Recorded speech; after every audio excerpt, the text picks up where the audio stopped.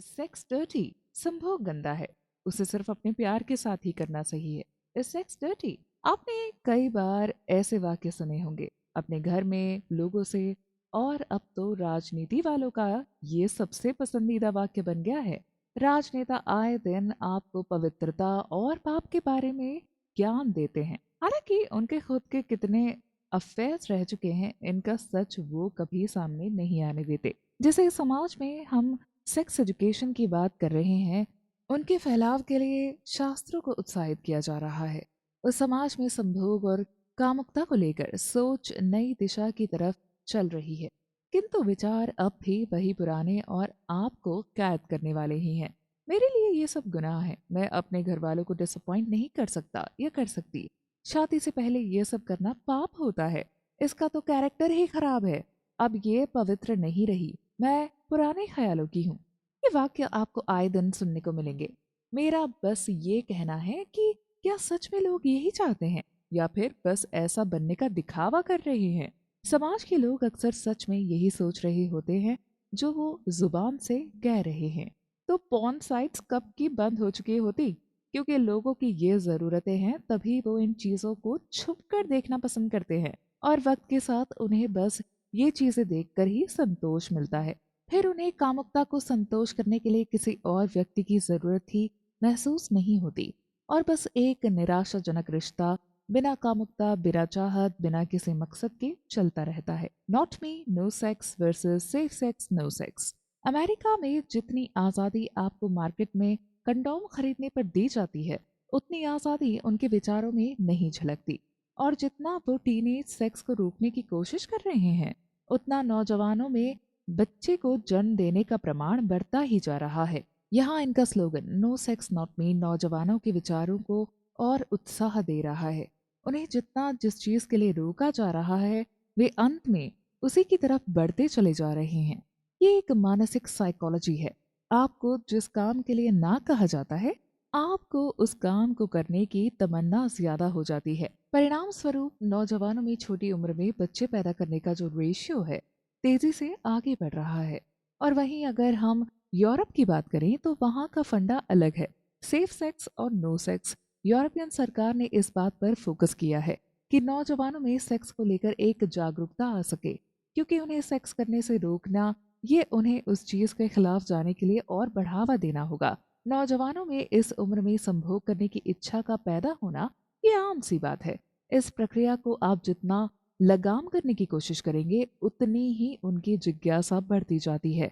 Europe में इस slogan की जागरूकता की वजह से वहाँ नौजवानों में छोटी उम्र में माता पिता बनने का जो रेशियो है, वो अमेरिका के मुकाबले काफी कम है, या फिर ऐसा भी कह सकते हैं कि ना के बराबर है। लेखिका यहाँ एक किस्सा शेयर कर रही हैं जो कुछ इस तरह है।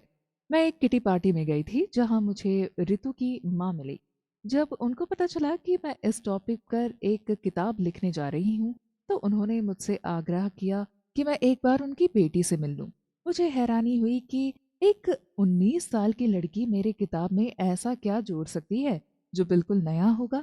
पर जब मैंने ऋतु से बात की तो मुझे उसकी बातों पर विश्वास ही नहीं हुआ। उसने मुझे बताया कि उनकी जनरेशन सेक्स आफ्टर लव के मंत्र में बिल्कुल भी विश्वास नहीं रखती। वो हर हफ्ते सेक्स करते हैं, और कई बार तो हर हफ्ते एक नए इंसान के साथ। उनके लिए किसी भी व्यक्ति को संभोग के लिए पूछना और संभोग करना कोई बड़ी बात नहीं है। वो दूसरे दिन ऐसे जताते हैं जैसे उनके बीच कभी कुछ हुआ ही नहीं था। लड़के और लड़कियां जो आपस में दोस्त होते हैं, वो अक्सर एक दूसरे के साथ संभोग का मजा ले चुके होते हैं, और फिर भी एक दूसरे के साथ कोई प्यार नहीं, कोई वादे नहीं, कोई लगाव नहीं रखते।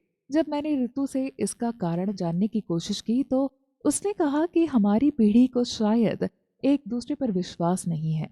हम वादे करने से डरते हैं। हमें हमारी आज़ादी सबसे ज्यादा प्यारी है।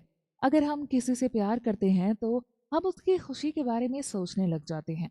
हमारा दुख सुख उसकी खुशी पर आधार रखने लग जाता है। हम इंडिपेंडेंट रहना चाहते हैं, हम आज़ाद रहना चाहते हैं। हम अपनी ज़रूरत को पूरा कर सकते हैं, वो भी बिना लगाव के, बिना प्यार के। तो हम क्यों अपने आप को ऐसी चीज़ों में उलझाएं जो हमें कमज़ोर बना देती हैं? शादी, उम्र भर का साथ, दुख सुख एक साथ, वादे निभाना, ये हमारी डिक्शनरी से गायब हो चुका है। रितु की बातें सुनकर मुझे एहसास हुआ कि यही जनरेशन आगे चलकर क्या एक परफेक्ट सेक्सुअल जिंदगी जी पाएगी। जब आप एक इंसान से संतुष्ट नहीं हो सकते, तो आप किसी के साथ भी संतुष्ट नहीं हो सकते।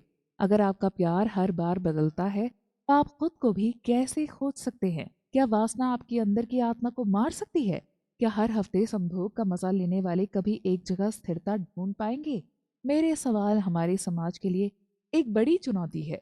हमें हमारी आने वाली पीढ़ी को ये समझाने की जरूरत है कि संभोग जरूरी है, लेकिन वासना को अपने आप पर कभी भी इतना हावी नहीं होने देना चाहिए कि आप खुद क्या हैं और क्या बनना चाहते हैं वही भूल जाएं। संभोग करना कितना जरूरी है? ये सवाल मुझसे मेरी एक क्लाइंट मारिया ने पूछा जब वो मेरे पास थेरेपी के लिए आई थी। उसकी परेशानी थी कि वो अपने पति के प्रति अब कामुकता महसूस नहीं कर रही थी, जबकि भूतकाल में उसके कई सारे लोगों के साथ सेक्सुअल रिश्ते रह चुके थे। पर जब उसे नीको से प्यार हुआ, तब से उसने कभी किसी और मर्द के बारे में कभी सोचा तक नहीं।